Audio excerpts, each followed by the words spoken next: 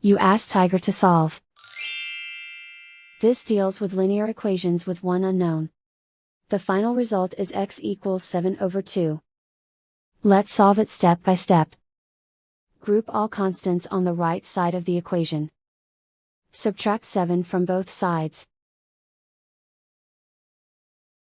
Simplify the arithmetic.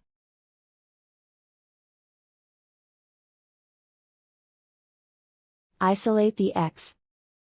Divide both sides by -2. Cancel out the negatives. Simplify the fraction. Cancel out the negatives. And so the final result is x equals 7/2.